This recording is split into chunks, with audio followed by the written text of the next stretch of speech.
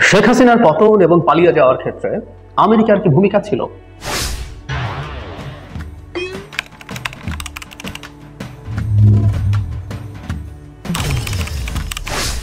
এই আলাপটা বাংলাদেশে দীর্ঘদিন থেকে ছিল, অনেকেই করেছেন, বিশেষ করে তার পালিয়ে যাওয়ার পর।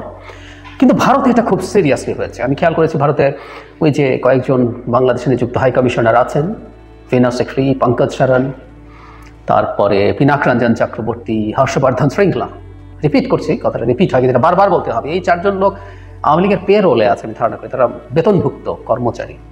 শেখ হাসিনা যেমন মোদির, এরা আবার শেখ হাসিনা ছিলেন। যাই হোক, তারা একটা ন্যারেটিভ এবং আরও সাংবাদিক নামধারী কিছু লোক, কিছু সো-কল্ড নিরাপত্তা বিশ্লেষক একটা আলাপ সামনে আনার চেষ্টা করেছেন। সেটা হচ্ছে শেখ হাসিনা পতন এবং পালিয়ে যাওয়ার পেছনে আমেরিকা এবং পাকিস্তানের আইএসআই এর কথা বলা হয়েছে। সিআইএ এবং আইএসআই মিলে এই ঘটনা ঘটিয়েছে। প্রচুর কথা হয়েছে।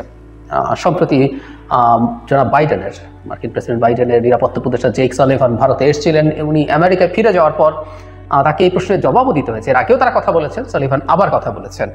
একটু রিপোর্টটা পড়ি, তারপর আমেরিকা আদতে বাংলাদেশে কি কোনো রোল প্লে করেছিল কিনা সেই আলাপ করবো। তবে হ্যাঁ, আমি এটা বিশ্বাস করি, শেখ হাসিনার পতন এবং পালিয়ে যাওয়ার পর আমেরিকার একটা গুরুত্বপূর্ণ, পরে এই সরকার গঠিত হওয়ার পর একটা গুরুত্বপূর্ণ ভূমিকা আছে। এখানে এরকম লেখা আছে, শেখ হাসিনার পতনে যুক্তরাষ্ট্রের কলকাঠি নাড়ার অভিযোগ আরও একবার উড়িয়ে দিয়েছেন মার্কিন জাতীয় নিরাপত্তা উপদেষ্টা জেক সালিভান। তিনি বলেছেন, শেখ হাসিনার পতনে যুক্তরাষ্ট্রের যে কোনো ধরনের ভূমিকা নেই, সেটা ভারতীয় ঊর্ধ্বতন কর্মকর্তারাও বিশ্বাস করে। হোয়াইট হাউসের রুজভেল্ট রুমে সাংবাদিকদের একটি নির্বাচিত দলের সঙ্গে কথা বলার সময় তিনি এসব কথা বলেন। ভারতীয় হিন্দুস্তান টাইমস এটা রিপোর্ট করেছে। অবশ্য হাসিনা থেকে উৎখাতে যুক্তরাষ্ট্রের কোনো ভূমিকা নেই বলে আগেই জানিয়েছিল ওয়াশিংটন। এমনকি বাংলাদেশের মার্কিন হস্তক্ষেপের অভিযোগ কেবলই মিথ্যা বলে গত বছর আগস্টে আখ্যায়িত করে দেশটি। সংবাদ মাধ্যম বলছে, বাংলাদেশে ছাত্র জনতার গণ অভ্যুত্থানের মাধ্যমে পালাবদল ঘটেছে এই কয়েক মাস আগেই। সম্প্রতি দিল্লি সফর করেছেন মার্কিন জাতীয় উপদেষ্টা জেক সালিভান। তিনি বলেছেন, ঢাকায় যা ঘটেছে তার পেছনে বা নেপথ্যে ওয়াশিংটনের হাত থাকতে পারে বলে যে ধারণা হয়েছে তা ভিত্তিহীন এবং ভুয়া। তিনি আরও বলেন, ভারতের শীর্ষ পর্যায়ের কর্মকর্তারাও বিশ্বাস করেন না যে বাংলাদেশের ঘটনার সঙ্গে যুক্তরাষ্ট্রের কোনো সংশ্লিষ্টতা রয়েছে। এর আগেও তারা এটা উড়িয়ে দিয়েছিলেন। আগে যখন এই প্রশ্ন উঠেছিল তখন ব্রিফিংয়ে একজন মুখপাত্র বলেছিলেন, আমাদের আদৌ কোনো সম্পৃক্ততা ছিল না, যুক্তরাষ্ট্র সরকার এই ঘটনার সাথে জড়িত ছিল বলে যদি কোনো প্রতিবেদন নিয়ে বলা হয় বা গুজব ছড়ানো হয় তবে তার নিছক মিথ্যা। আমেরিকার আসলে কি কোনো ভূমিকা ছিল শেখ হাসিনাকে উৎখাত করার ক্ষেত্রে? আমেরিকা বাংলাদেশে একটা ফেয়ার নির্বাচন চেয়েছিল। এটা এক অর্থে শেখ হাসিনাকে ক্ষমতাচ্যুত করার মতো ব্যাপারই, কারণ একটা পুরো ফেয়ার না, আধা ফেয়ার একটা ইলেকশন হলে শেখ হাসিনা জাস্ট উড়ে চলে যাওয়ার কথা ছিল, ভেসে যাওয়ার কথা ছিল। সো আমেরিকা দীর্ঘদিন চাপ তৈরি করেছে একটা অবাধ, সুষ্ঠু, গ্রহণযোগ্য, অংশগ্রহণমূলক নির্বাচনের জন্য। এটা আমরা সবাই জানি। এবং এটা শুরু হয়েছিল 2022 সালের ডিসেম্বর থেকে, যখন র্যাবের উপরে স্যাংশন, এরপর ভিসা পলিসি ঘোষণা করে, যেখানে এই নির্বাচনকে ম্যানিপুলেট বা প্রবলেম তৈরি করার জন্য শাস্তির বিধান করা হয়, ভিসা রেস্ট্রিকশন, এরকম বেশ কিছু পদক্ষেপ আমেরিকার কাছ থেকে ছিল।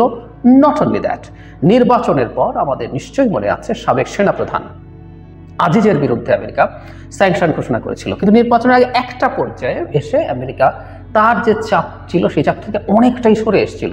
আমরা তখন রাইটলি অনুমান করেছিলাম, যেটা ভারতের কর্মকর্তারাও বলেছেন। দুই দেশের পররাষ্ট্র এবং প্রতিরক্ষা মন্ত্রীর যে মিটিং হয়েছিল ভারতে, 2+2 মিটিং বলে, সেখানে ভারত সম্ভব আমেরিকাকে ম্যানেজ করেছিল যাতে আমেরিকা শেখ হাসিনা সরকারকে এত চাপ তৈরি না করে। তাদের যুক্তি ছিল, অনেক বেশি চাপ যদি দেওয়া হয় তাহলে শেখ হাসিনা চায়নার পক্ষে চলে যাবে এবং ভারত শেখ হাসিনাকে তার দিকে ধরে রাখতে পারবে। এই ধরনের একটা আলোচনা ওখানে ছিল। সেই ভিত্তিতে বা আমরা যদি যুক্তি ব্যবহার করি সেই ক্ষেত্রে এটা ম্যাচ করে, যে এরকম কিছু বলারই সম্ভাবনা ছিল। সো আমেরিকা আসলে খুব বেশি অনেক কিছু করেছে তা না, কিন্তু নির্বাচনের পর যখন স্যাংশন দেওয়া হলো আজিজের বিরুদ্ধে, তখন একটা জিনিস মনে হলো যে আমেরিকা যে পুরোপুরি সরে গেছে বাংলাদেশের বিষয় থেকে, নট নেসেসারিলি। সো এটার একটা মোটামুটি গুরুত্ব তো দেয়াই যেতে পারে। কিন্তু পরবর্তীতে যে অভ্যুত্থান হলো, এই অভ্যুত্থানে আমেরিকা পরিকল্পনা করে অভ্যুত্থান ঘটিয়েছে, এটা একেবারেই ভুল ধারণা। এটাতে গোড়াতেই যে সমস্যাটা আছে, যে সমস্যাটা নিয়ে আমরা দীর্ঘদিন থেকে, আমি অন্তত কথা বলেছি, আরও দু একজন বলেছেন প্রথম থেকে, এখন অনেকেই বলছেন যে এটা একেবারেই একটা স্বতঃস্ফূর্ত গণ অভ্যুত্থান। এটা কোনোভাবেই সরকার পতনের আন্দোলন হিসাবে শুরু হয়নি। এটা নেহায়েতি কোটা মুভমেন্ট। আমাদের স্টুডেন্টরা বিসিএস যেহেতু অনেক lucrative job in many considerations, তারা এই কোটা সরিয়ে রেখে, কোটা বাতিল হলো বলে, কোটা বাতিল না হলে তো, এই রায় না হলে তো এই মুভমেন্ট শুরুই হতো না। সেটার জন্য তারা রাস্তায় নেমে আসেন। এবং আমি বহুদিন, আমার নিয়মিত দর্শকরা জানেন, বলেছি, লিখেছি, বাংলাদেশে আসলে তিউনিসিয়ার মতো একটা ঘটনা ঘটবে, যেখানে কোনো একটা বাহানায়, ওখানে একজন হকারের গায়ে আগুন দেওয়ার ঘটনায় যেভাবে শুরু হয়েছিল, কোনো একটা বাহানাকে কেন্দ্র করে বাংলাদেশে একই ঘটনা ঘটবে বলে আমি বহুদিন বলেছি। এটা এই কোটা মুভমেন্ট হোক বা অন্য কোনো মুভমেন্ট হোক, সেটা হতে পারতো। তো এটা একেবারে একটা স্পন্টেনিয়াস মুভমেন্টের মধ্যে দিয়ে শেখ হাসিনার শেষ পর্যন্ত পতন হয়ে গেল। এটা একেবারেই পরিকল্পিত না, এবং এর কোনো মাস্টার মাইন্ড টাইপ বা ব্রেইন বিহাইন্ড দ্য রেভলিউশন এরকম কেউ নেই, একেবারেই নেই, কখনোই ছিল না।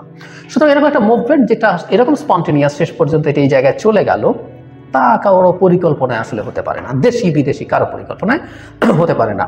শেখ হাসিনা অনেকগুলো খুন করে, তীব্রতম ভয়ঙ্করতম বল প্রয়োগ করে সিচুয়েশন কন্ট্রোল করতে গেছেন, কিন্তু ওই বল প্রয়োগটাই ফাইনালি মানুষকে আরো বেশি ক্ষুব্ধ করেছে এবং তার পতন নিশ্চিত করেছে। সুতরাং আমেরিকার আসলে কোনো রকম কোনো রোল নেই। কিন্তু যেটা হয়, ভারতের মতো দেশ, এত বড় দেশ, তাদের দিয়ে বাংলাদেশ ছেয়ে ফেলেছে। শুধু তাদের গোয়েন্দা সংস্থা না, বাংলাদেশের বহু লোকজন তাদের চাকর বাকর ছিল, যারা তাদের যে কোনো কিছু মেনটেন করার চেষ্টা করেছে। এত কিছুর পরও তারা এই দেশের লোকজনের হোম গ্রাউন্ড একটা মুভমেন্টে পরাস্ত হয়ে গেছে, এটা তারা নিতে পারছে না। এটা তাদের জন্য খুবই হিউমিলিয়েটিং মনে হয়, এবং তাদের যে সিকিউরিটি এস্টাবলিশমেন্ট, তার জন্য একটা মারাত্মক ফেলিয়ার। ফলে তারা যেটা করেছে, তারা কিছু বাহানা তৈরি করার চেষ্টা করেছে যে না, আমরা বাংলাদেশিদের কাছে হারি নাই, আমরা আমেরিকা, সিআইএ এবং আইএসআই মিলে এটা করেছে বলে আমরা হেরেছি। এবং আমাদের সবসময় যেটা হয়, আমরা আমাদের দায় আরেকজনের উপরে চাপিয়ে দেওয়ার চেষ্টা করি। মানে ভারতের সরকারের দায় ছিল শেখ হাসিনার মতো এত বিভৎস নোংরা একজন শাসককে বাংলাদেশের মানুষের ঘাড়ে চাপিয়ে রাখা, আর তাদের সিকিউরিটি এস্টাবলিশমেন্টের দায় ছিল যে এই শেখ হাসিনা যেমনই হোক না কেন, তাকে অ্যাট এনি কস্ট ক্ষমতায় রাখার জন্য যা যা করণীয় সেটা করা, এবং পটেনশিয়াল থ্রেটগুলো জেনে সেগুলো নিউট্রালাইজ করা, সেগুলো করতে পারে নাই। সো এইসব ব্যর্থতা তারা আসলে চাপিয়ে দেওয়ার চেষ্টা করেছে আমেরিকার উপরে, পাকিস্তানের উপরে। কিন্তু যে কথাটা শুরুতে বলছিলাম, আমেরিকার একটা রোল আছে বলে আমি মনে করি। শেখ হাসিনা পতনের পর যখন ডক্টর ইউনূস সরকার ক্ষমতা গ্রহণ করলেন, তখন আমেরিকা এই সরকারটাকে স্টেবল হতে, স্থিতিশীল হতে সাহায্য করেছেন, এটা শিওর। এবং ওই সময়টা বাইডেন প্রেসিডেন্ট থাকা খুবই জরুরি ছিল, না হয় আমরা সিরিয়াস টারময়েলে পড়তে পারতাম। সেই অর্থে শেখ হাসিনার পতনের পর বাংলাদেশের জনগণের স্বার্থে আমেরিকা দাঁড়িয়েছে। আমরা নিশ্চয়ই মনে করতে পারবো জনাব Biden United Nations security general অ্যাসেম্বলিতে সাইড লাইনে ডক্টর ইউনূসের সাথে শীর্ষ বৈঠক করেছেন, রীতি ভেঙে। উনি এটা করেন না। সো এর মাধ্যমে তিনি বার্তা দেওয়ার চেষ্টা করেছেন যে তিনি ডক্টর ইউনূসের সরকারের সাথে আছেন, আমাদের যে গণ অভ্যুত্থান আছে তার সাথে আছে, এবং আমাদের গণ অভ্যুত্থানকে স্বীকৃতিও আমেরিকা বিভিন্ন সময় ব্রিফিংয়ে বা বিভিন্ন জায়গায় দিয়েছে। সেটা আমাদের জন্য একটা খুব গুরুত্বপূর্ণ ব্যাপার। আমেরিকার মতো একটা শক্তিশালী রাষ্ট্র যখন বাংলাদেশের গণ অভ্যুত্থানকে স্বীকৃতি দেয়, সেই সরকারটা স্টেবল হতে সাহায্য করে। ইন্ডিয়া নিশ্চিতভাবেই শেখ হাসিনার পতনের পর চেষ্টা করতো বাংলাদেশের মধ্যে আরও কোনো ধরনের পাল্টা অস্থিতিশীলতা তৈরি করার চেষ্টা করতে। সেই চেষ্টা অ্যাপারেন্টলি বন্ধ হয়েছে বলে আমরা মনে করি আমেরিকার, তার একটা স্ট্যান্সের কারণে। শেখ হাসিনা তো পালিয়ে যাওয়া নয়, সময় মিলিটারি টেক ওভার হওয়া বা ইন্ডিয়ার পক্ষে কোনো একজন জেনারেল কোনো রকম করে অস্থিতিশীলতা তৈরি করার চেষ্টা করা, এগুলো সবই প্রিভেন্টেড হয়েছে। আমরা এটা মনে, যদিও ওই সময় প্রো ইন্ডিয়া কোনো স্ট্যান্স নিয়ে কারো কিছু করা খুব কঠিন ছিল, কিন্তু জনগণ তো বুঝবে না কোনটা কার পক্ষে হচ্ছে। সেরকম কিছুর ক্ষেত্রে ডেটোরেন্ট হিসাবে আমেরিকা কাজ করেছে বলে আমি মনে করি, যেটা এখনো করছে। এবং এই পয়েন্ট অফ ভিউ থেকে আমরা অনেকদিন থেকে বলছি যে 20 জানুয়ারির পর যখন ট্রাম্প আসবে, বাইডেন থাকবেন না, তখন এই ডেটোরেন্টটা কতটা কাজ করবে সেটা নিয়ে কনফিউশন আছে। তখন ভারত আর একটু অ্যাগ্রেসিভ হয়ে উঠতে পারে। কিন্তু এই যে 6 মাস সময় পাওয়া গেল, আমাদের সরকার তার নিজের অবস্থানটাকে অনেকটাই সুসংহত করতে পেরেছে এই সময়ের মধ্যে আমরা বিশ্বাস করি। এবং ভারত এবার কিছু করার চেষ্টা করলেও, আগের চেয়ে একটু বেশি সুবিধা পেলেও, আমাদের মেজর কোনো বিপদ হবে না বলে আমরা আশা রাখতে পারি।